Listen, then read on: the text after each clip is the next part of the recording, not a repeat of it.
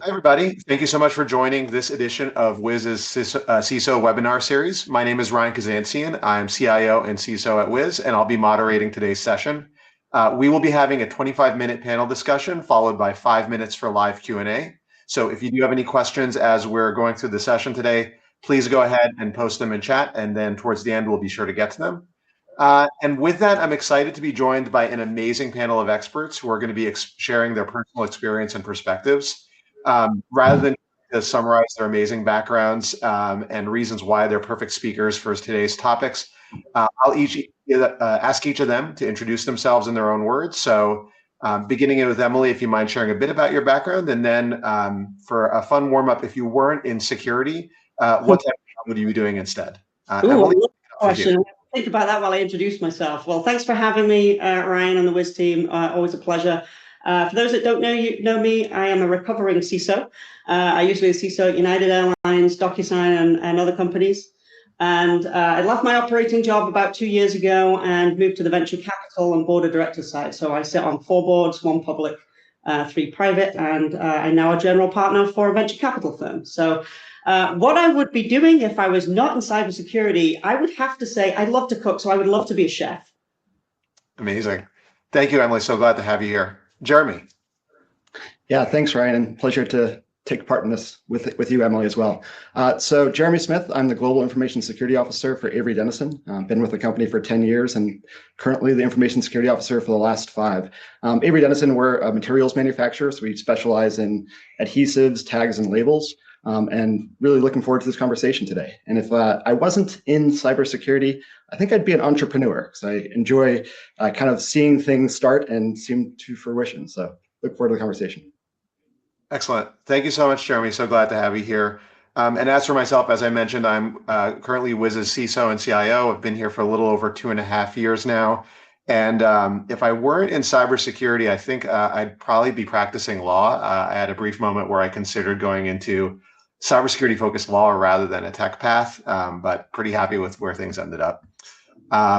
Let's go ahead and get this topic kicked off. So to set the stage, I thought one thing that would be helpful was to provide some background on how private and publicly held companies structure their governance and board, because it can be quite different depending on the organization. And it's something we talked about as we were preparing for this. A lot of people interested in this topic might not realize that the sheer variety of governance structures that exist. So Emily, maybe beginning with you, could you provide an overview of the different types of board settings and structures you've participated in? Yeah, of course, and I'll frame this as both from the CISO side, put my CISO hat on, and now also a board member side. So obviously there's a big difference between publicly traded company boards and private boards. As I say, sit on 1 public board of directors and 3 private. Of the 3 private, I represent I'm the investor on 1 of them. So I have a very different lens in each one of these scenarios. The structures of boards for public companies, I think most people who've been a CISO at a publicly traded company usually report the cybersecurity posture out to the audit committee or perhaps the main board of directors at least once a year or something like that. That's been a very common structure for me. When I was presenting as a CISO, it would normally be the audit committee once a quarter and then the full board of directors once a year.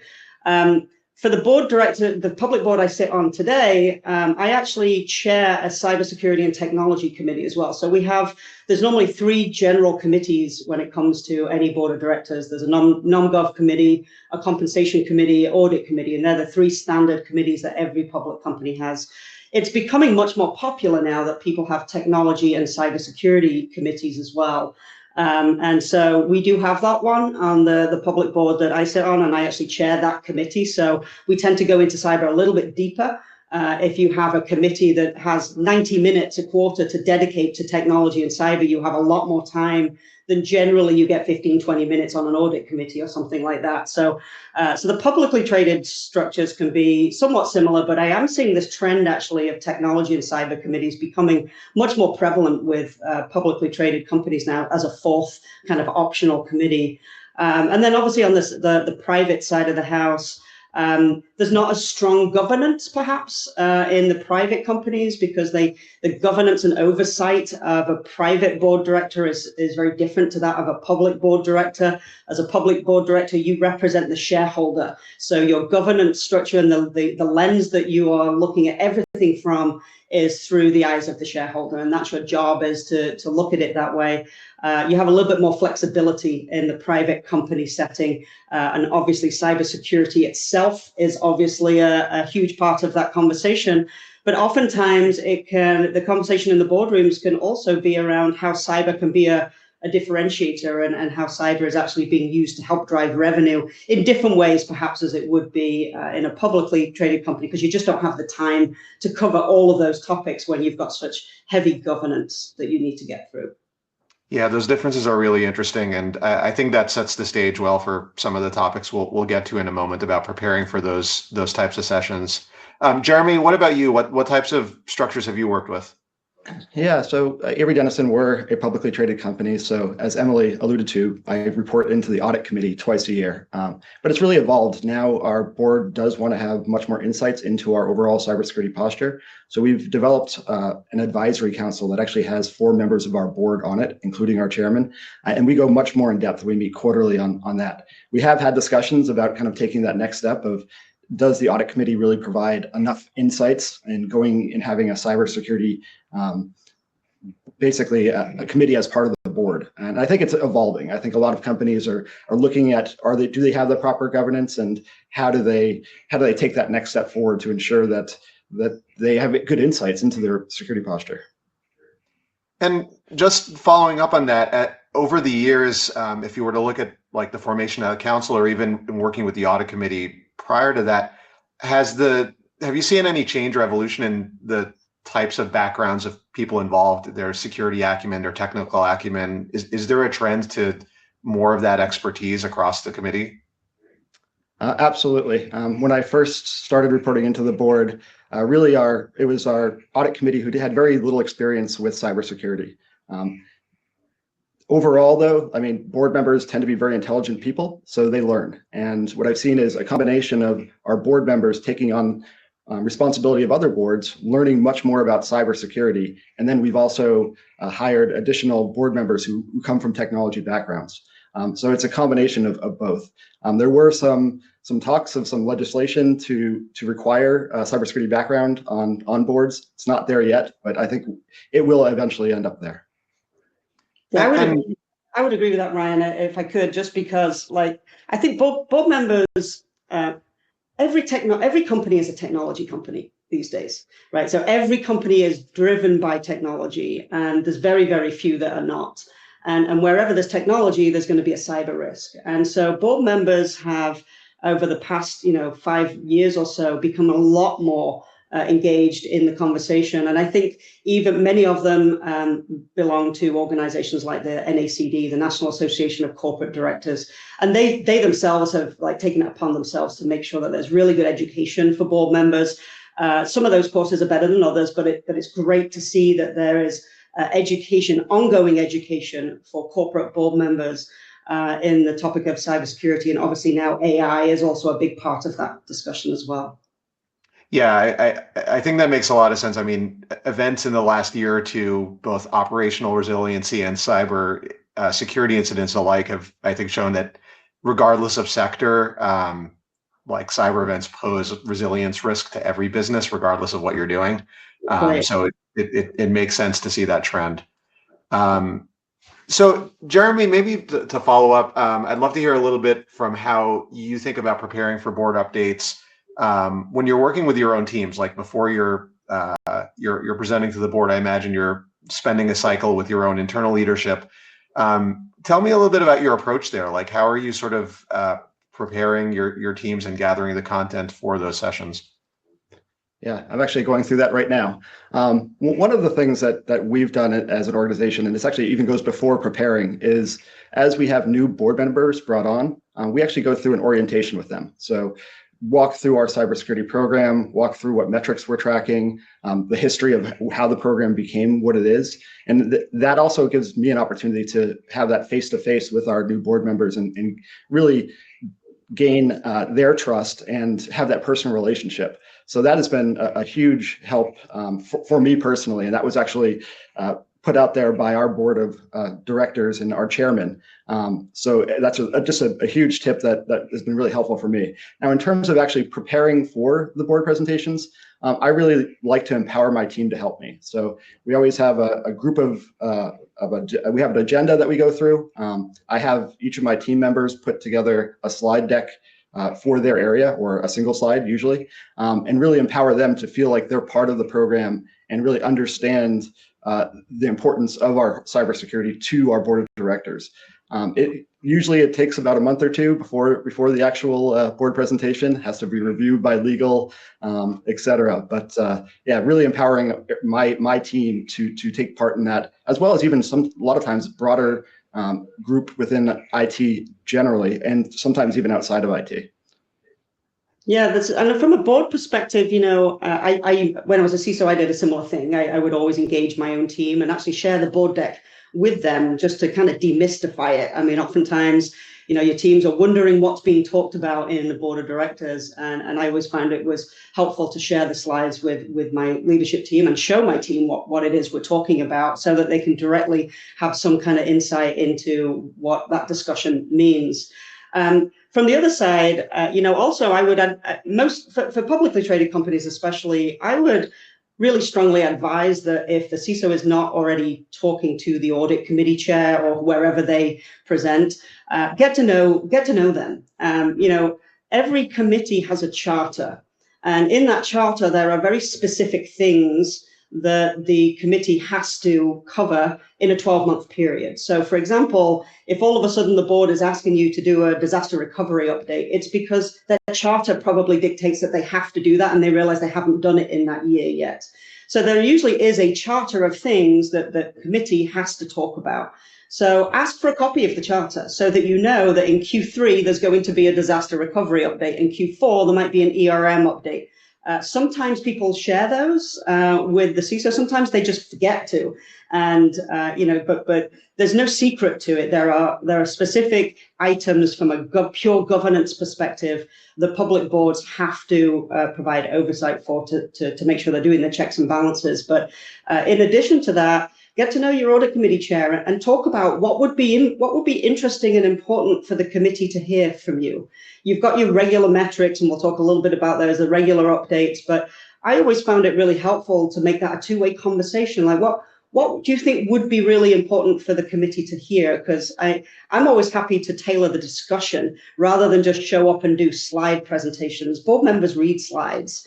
You know, they're actually very good at looking at all of the materials before they get in the room. So I go into those meetings thinking, okay, they've already read the slides, so how can we have a lively, engaging discussion that is meaningful for everyone? And I think if you ask your audit committee chair or your board chair what that would look like, you'd get very positive responses from them. It's super interesting with respect to the charter you were referring to.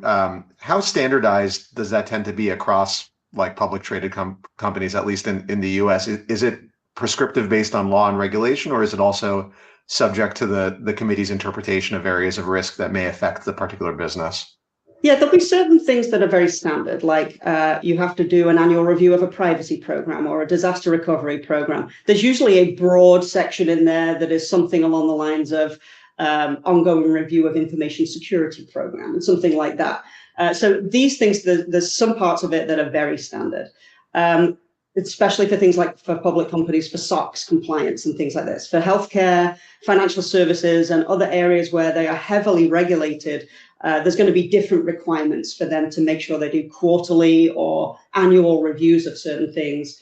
I like to take it down for the committee that I chair. I like to take it down to a little bit of a next level down so that there's, again, no surprises. The CIO, the CISO, and the CTO are all part of that discussion. They're in those quarterly meetings every quarter, and I don't want them to be surprised by what's on next quarter's agenda. And I discuss with each of them before the meeting so that we have plenty of time to go through the slides together and make sure that we're covering all the pieces that we, you know, from a governance perspective have to cover, as well as the things that I believe will be interesting for the committee to hear. No surprises is always a good policy when partnering with anyone across an org and leadership team, but especially when presenting to the board, you don't want to catch anyone off guard. Yeah, and to that, Um, Ryan, even making sure that if you're presenting any metrics or talking about other parts of IT where you have risk, make sure that those stakeholders are aware that you're going to present it. No one likes to be surprised or thrown under the bus. yeah, absolutely true. So let's maybe dive a little deeper then into for the portions of the content that tend to be more discretionary to the CISO based on the org, what they're focused on. What are some of the ways that you sort of focus on or frame the agenda, define exactly what makes it into a particular update? Emily, maybe starting with you, could you share a bit about how you approach the content? Yeah, I can.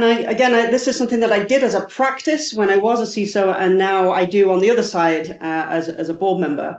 CISOs' jobs have changed so much over recent years, and I believe that really great CISOs think of themselves as business leaders first before they are technology and security leaders. And oftentimes, when you're in a board of directors, you've got 9 to 12 people who are probably not technical. And so you have to make sure that the content is relevant, that you're not talking bits and bytes, and that it's something that they can relate to. The way in which I've done this over the years is, and I shared a paper on this on LinkedIn a couple of years ago. I'll be happy to find it. If anyone that wants a copy of it, just ping me and I'll be more than happy to share it out. It's 5 questions that boards should really be asking their CISOs. And again, this is really how I ran a security program as well as the board side. The 5 questions are as follows, and the first one is the most important. What matters most to your organization? If you can answer what matters most, then you're talking about the priorities. If you're an airline, what matters to you is very different than when you are if you're a tech company, right? So what is the secret sauce? The crown jewels is what a lot of people call them, but what is the thing, the operating thing that has the attention of you as to what matters most to this organization in order for us to keep business moving? If you can answer that question, the following 4 questions always come back to it. So the next one is, okay, so where is it? Where is all that stuff? Where is all that stuff that matters to you the most? Some of it will be on-prem in certain systems. Some of it's going to be SaaS applications. Some of it will be in the cloud. But it really helps you prioritize and tell the story as to these cloud environments really matter to me because they house this information which we deem to be critical. So you know what matters most, you know where it is. Then you ask yourself, well, how am I protecting it? And how am I protecting it can then be interpreted in terms of the security controls that you have around those assets that you consider to be the most important. The 4th question is, how vulnerable and at risk am I? So instead of coming to the board with a whole bunch of metrics about vulnerability management and how you're managing your SLAs and everything else, put it in the context of the assets that matter to you the most. Because if your critical vulnerabilities are being dealt with in 3 days for the things that matter the most, but they're being dealt with in 30 days for the things that they're probably not quite so critical to you, it's probably a much better story than going with just a generalized view of vulnerability metrics. So you're giving it business context by being able to do that. And then the last question, which we get asked a lot, is how prepared am I for when something goes wrong? And so I think if you can answer those 5 questions, all anchored in what makes our business tick, you immediately start to frame the security discussion from a business lens. And it's been my experience as a CISO and again as a board member on the other side that it's really tangible for board members to understand that in a very different light. And for me, it's been a great help for me to try and explain what is incredibly complex and technical to a group of people who truly want to understand it, but perhaps don't necessarily have the technical background. Amazing. That's such a great framework, and especially setting context. I agree is so important. I think it's easy as technology practitioners to think through the lens of the operating environments and technology surfaces that we're managing and protecting, and forget sometimes that like you have to map that back to the areas of the business that they represent and support for it to become a board level discussion where you can really discuss risk at that level. Jeremy, I'd love to hear a bit about how you structure your content and like if there's things that you always try to make sure you're including in each of your updates. Yeah, thanks, Ryan and Emily. That framework is great. I'm going to use that in the future, so I appreciate that. I would say that so the question of how secure am I? That's always a tough one for security professionals. Like, how do you really communicate the level of security that your company has? One thing that we've done is maturity assessments. They're not perfect. We all kind of hate them because we have to go through large questionnaires, but it does give you it gives the board really a lens of how are you comparing to your peers. But there's always that big caveat, right? Maturity assessment doesn't protect you from the next attack. On top of that, I mean, we kind of have a number of strategic lens that we look at when we report out on our overall cybersecurity dashboard. So I think everyone probably has a dashboard. So we talk about things like people and culture. How are your employees? Are they trained? Do they click on phishing attacks? What is that maturity of your overall cybersecurity? As I said, business recovery, continuity and recovery. Like, are you able to restore, and how quickly can you? Your crown jewels. Back to what Emily was mentioning about really what are those things that are important to protect. I mean, we're a manufacturing company, so our crown jewels really is our whole manufacturing environment. So we actually measure very closely down to the factory our maturity of our cybersecurity program within that area. And then our threat exposure. How quickly are you patching? That's a pretty critical metric that we track. And then to readiness. If you did have an incident, how quickly can you respond? What are those metrics around your ability to respond? So we have this kind of overall dashboard that we communicate every time that we have a board meeting. And then we go into various different agenda items that the board has asked us to, or that are emerging threats that we see out there. And we talk about those agenda at the prior meeting to prepare for the next one, unless something new like an incident, et cetera, has emerged. So it's a combination of that, but also keeping it consistent. I think that's very important. Boards don't like changes in the way that you report. So keeping a very consistent message, consistent format has been really key for us to kind of have that trust of the board. Yeah, I definitely agree. Like, you don't want to get too creative. Like, consistency quarter over quarter, year over year makes a huge difference in like teams' abilities to just parse and understand the update. Following up on that, Jeremy, I'm curious, like, obviously cloud security is near and dear to us here at Wiz. And a topic we often discuss is the extent to which business leaders and boards want to engage in understanding their org's posture. Where does cloud security fit into your updates? Is it a topic that you're covering in depth, like the metrics and measurements you mentioned? Are you conveying them broken down by cloud versus non-cloud, or is it usually aggregated at a higher level than that? We do both. As a company, even though we're a traditional manufacturer, we're actually looking to get into more of the technology space. As Emily mentioned, we're all technology companies now. So we have a number of SaaS products and digital, and really one of our biggest products now is RFID tags. And we're taking RFID tags and basically giving physical things a digital presence. And with that, there's a lot of SaaS platforms behind it. And because of that, really going from a traditional manufacturer to really a digital company, the importance of cloud is now paramount. So we do report on each of our individual SaaS products and their level of security, as well as splitting off things like our manufacturing. So it has become a very important piece of both our company strategy, as well as what I have to report up to the board. Emily, what about on the boards you sit? Are you seeing cloud as a specific focus area, or is it typically just being blended in to broader discussions around overall risk as it aligns to business areas or functions? Yeah, like Jeremy says, it's both. So there's always like an aggregate view of, your security posture, but it is broken out. I mean, part of the metrics of, how you answer those 5 questions is understanding, where your assets are. So there's certain environments in that. Perhaps you've got, Azure, GCP, perhaps you've got some on-prem. So there's different environments that you have to be able to call out differently. And then when you're measuring your standards, right, everybody has standards that they are the rules of the road as to how you want people to secure things. And that's your benchmark that you're always assessing against. The cloud security posture is definitely a part of that. So, whether or not you have security controls in place around your cloud environment is one. Another might be, are we doing logging and monitoring around the cloud environment? Another one might be, a lot of people use the MITRE attack framework as kind of a minimum standard for detections. Are we feeding the detections all of the events that they need from the cloud environment in order for the detections to fire and be successful? So you've got the right efficacy of on your detections. So the cloud is definitely kind of usually multiple line items actually, but at the board level, we review it at that level. I wouldn't say you go down to, asset by asset level, but there has to be some tangible view of, an understanding of these are the things that are in data centers, these are the things that are in the cloud, and this is how we're protecting them. So it is a very important view. That's super interesting. Let's do maybe one quick question, and then we'll go to Q&A from the audience as we have a few. Emily, maybe beginning with you, can you think of an example where a question or topic came up during a board discussion that caught you by surprise?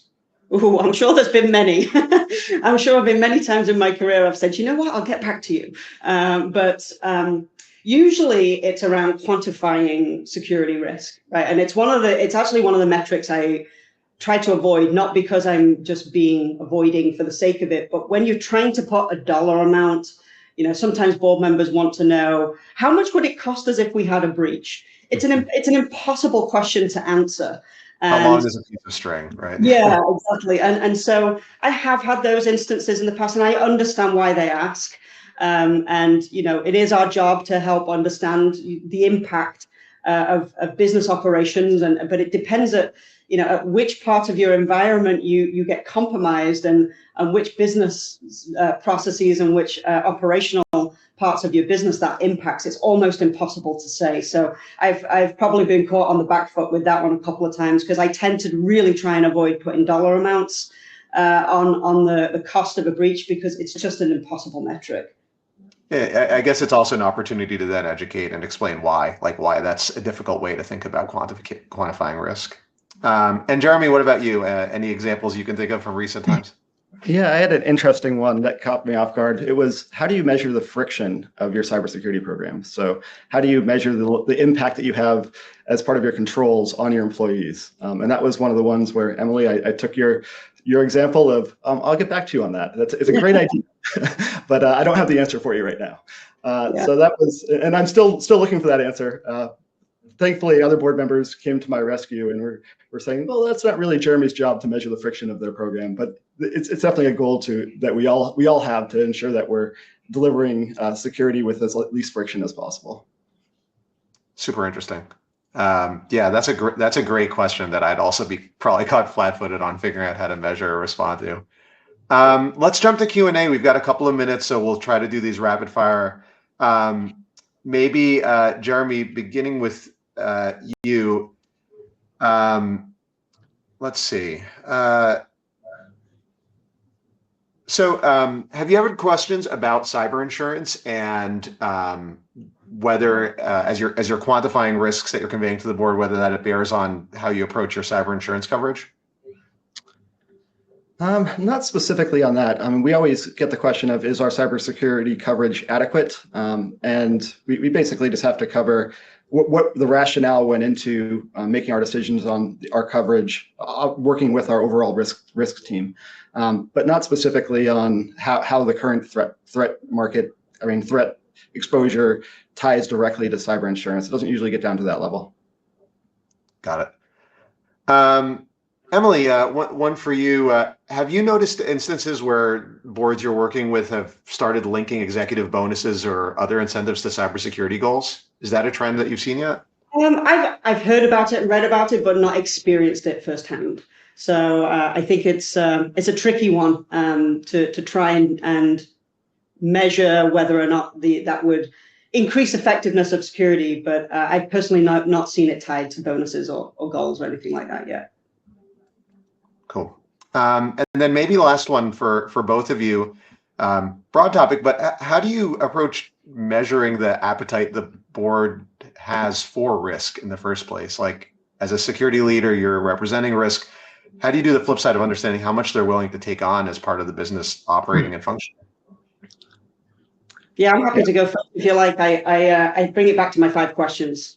You know, if you can answer the what matters most, where is it? How secure am I? You know, how am I protecting that stuff? Where am I most vulnerable on risk, and how prepared am I for when something goes wrong? It really all is around the stuff that matters the most to you, and you can have a really insightful conversation with your board around your risk tolerance around that, and as to if they. You get to the point where you're understanding what matters the most. Your board needs to sign off on that, and your executives need to sign off on that, because that is now what you're going to use as your priorities moving forward. So the discussion you can have around risk appetite is very succinct and very much a business-driven conversation. Makes sense. Jeremy? Yeah, I would say that posing those kind of questions where you have gray areas. So if you have a control decision of should we do MFA for internal employees, and outlining the risks there, and really trying to find out what the decisions that they would make in terms of your risk posture, I find really helpful just as a conversation to help really drive the understanding of risk that the board sees. Yeah, and certainly one to be continuously having, of course, with your own partners in the executive team, like even before it becomes a board discussion. Right, exactly. Well, amazing. We are at time. So thank you so much, Emily, Jeremy, for joining me to discuss this really interesting topic. I think your backgrounds here were incredibly valuable. We've seen a lot of questions that we'll try to follow up offline. I've seen a lot of questions in chat requesting Emily's paper, the 5 questions. So we'll make sure that's available for everyone that wasn't able to catch that as she was going through it.